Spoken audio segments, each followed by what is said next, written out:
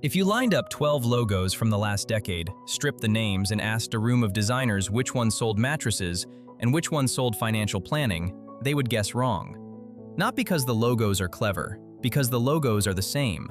Somewhere between 2013 and now, an entire generation of brands decided that good taste meant one thing: a geometric sans-serif in a muted palette with enough white space to land a small aircraft.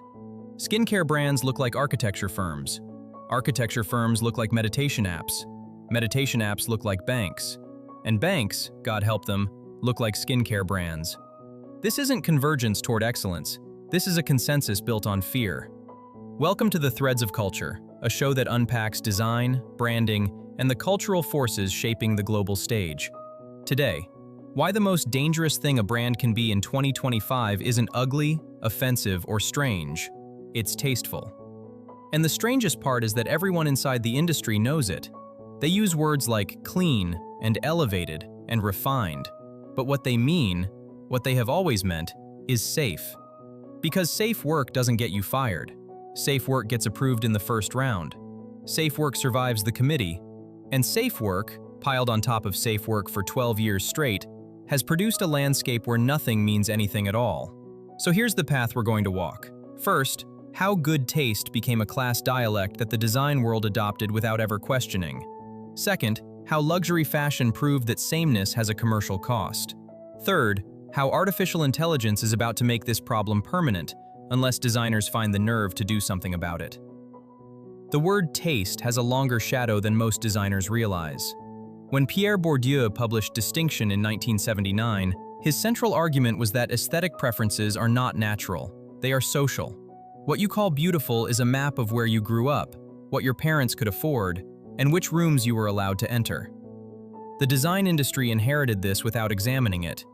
Minimalism, which began as a radical commitment to clarity in the hands of Massimo Vignelli and Joseph Müller-Brockmann, became, over decades, the visual language of affluence itself. Restraint signals that you don't need to try. White space signals that you can afford to waste it. A Dressing's essay on taste put the class dimension plainly.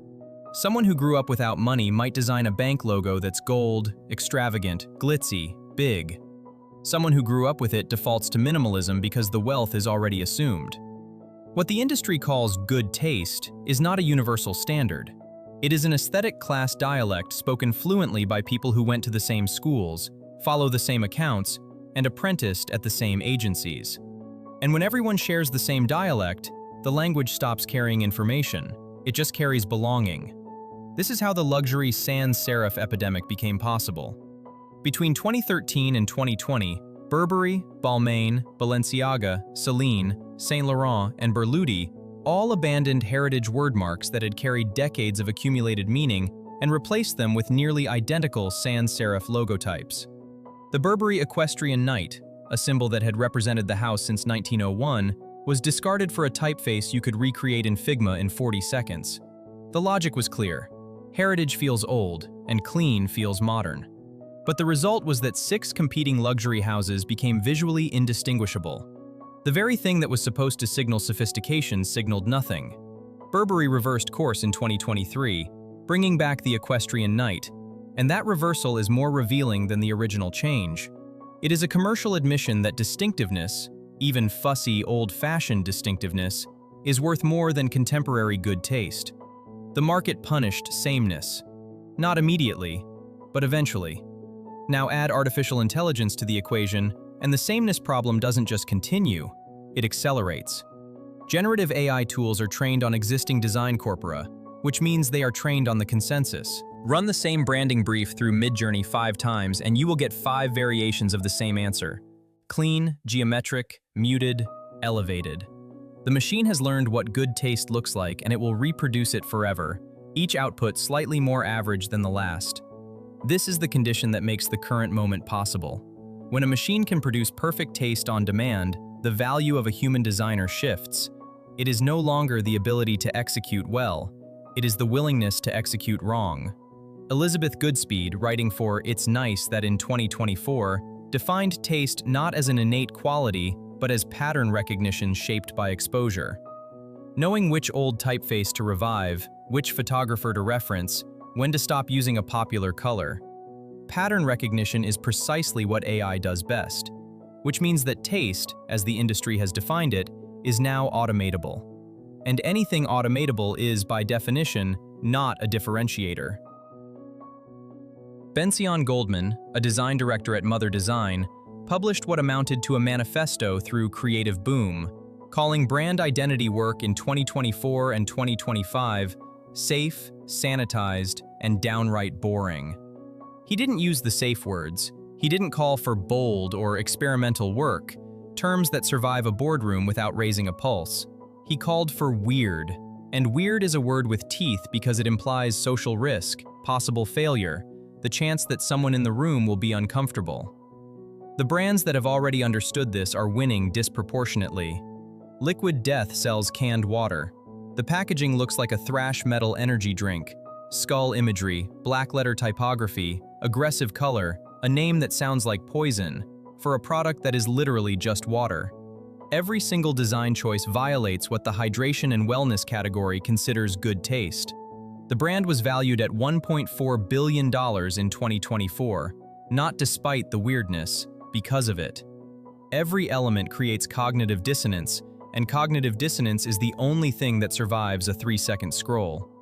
You do not remember the pastel water brand with the sans-serif wordmark. You cannot.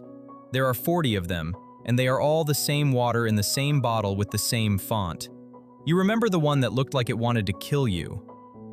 This pattern is not new. It is possibly the most reliable pattern in the history of visual culture. Jamie Reed's ransom note typography for the Sex Pistols in 1977 was called amateur, destructive, anti-design.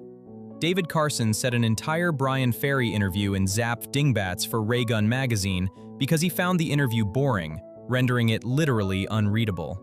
Stefan Sagmeister carved type into his own skin for an AIGA poster. Pushpin Studios broke the International Styles grid in the 1960s. Dada dismantled bourgeois visual order a century ago.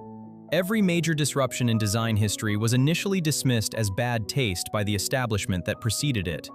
And every single one was eventually canonized, absorbed, and turned into a template for the next generation to rebel against. This is the cycle. And the cycle has a problem.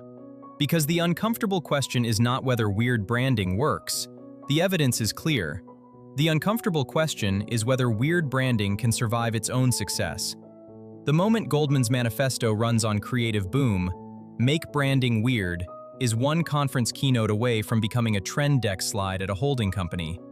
Brutalism already has Squarespace templates. Intentionally ugly is a Pinterest board category. Grunge typography was transgressive for about 4 years before it became a Photoshop filter, and by 1998, David Carson's own aesthetic was being parodied on greeting cards. There is also a class dimension that the weird branding advocates rarely acknowledge. Liquid Death can afford to be strange because it has venture capital absorbing the risk. A small business owner in a conservative market, someone without a safety net, cannot gamble their livelihood on a chaotic logo. For them, clean and legible isn't cowardice, it is survival.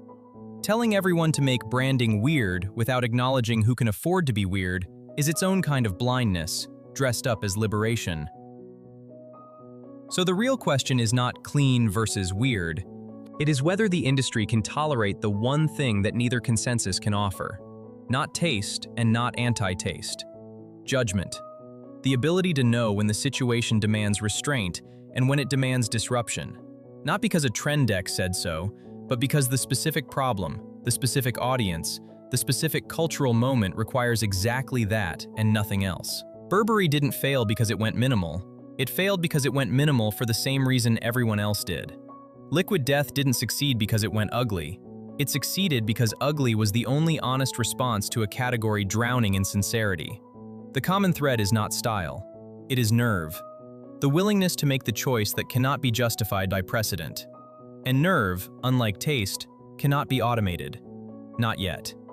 Not ever, if we are lucky. So here is what I want to know. Think about the last brand identity you approved, created, or admired.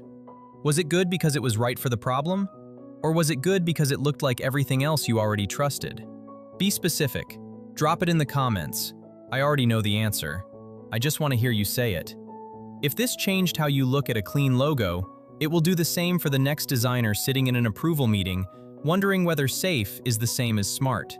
Share it with them. And if you're not subscribed yet, this is what we do here. We pull at the threads until the whole thing unravels, and we can see what it's actually made of. Until next time, this has been the Threads of Culture.